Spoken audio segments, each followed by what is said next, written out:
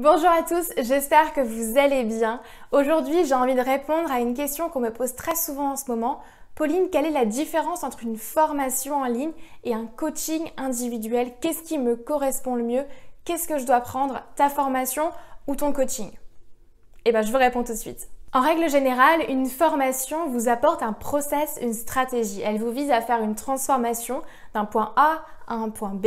En règle générale, c'est quelqu'un qui a vécu cette transformation, qui a synthétisé toutes les informations, qui les a mis ensemble et qui vous a créé en fait un plan, une stratégie. Donc en général, dans une formation, là je parle des grosses formations, vous avez beaucoup d'informations, beaucoup d'exercices à faire. Et la personne vous montre du coup pas à pas, point après point, la stratégie à mettre en place, les exercices à faire. En revanche, il faut être conscient que dans une formation en ligne, les formations en ligne ont été conçues pour être vendues au plus grand nombre. Donc vous avez beaucoup d'informations mais pas de personnalisation. Vous avez beaucoup de contenu, mais en règle générale, il va falloir que vous fassiez un petit tri et voir ce qui vous correspond à vous et ce qui ne vous correspond pas.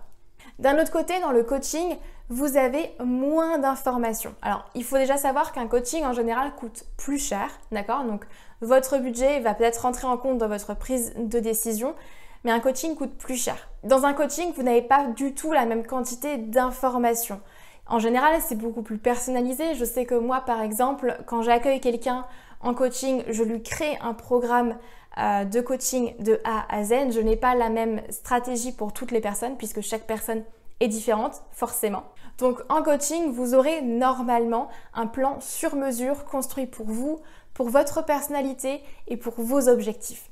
Et si vous avez besoin de quelqu'un qui vous accompagne individuellement, qui vous soutient, qui vous motive, qui est derrière vous et qui vous botte les fesses de temps à autre, alors dans ce cas-là, le coaching est fait pour vous. Si au contraire, vous avez juste besoin du process, de la carte pour aller d'un point A à un point B, si vous êtes OK pour travailler en toute autonomie et que du coup vous souhaitez payer moins cher, dans ce cas-là, la formation est faite pour vous, sachant que vous aurez beaucoup plus d'informations que ce qu'un coach pourra vous donner pendant ses accompagnements. Voilà, donc le choix va vraiment dépendre de votre situation, de votre business, mais surtout de votre personnalité et de votre manière de travailler. Dites-moi en commentaire du coup si vous êtes plus formation en ligne ou plutôt coaching individuel. J'ai hâte de voir ce que sera la tendance dans les commentaires et moi je vous donnerai du coup ma petite préférence. Quant à moi, je vous souhaite une très belle journée et je vous dis à très vite. Bye bye.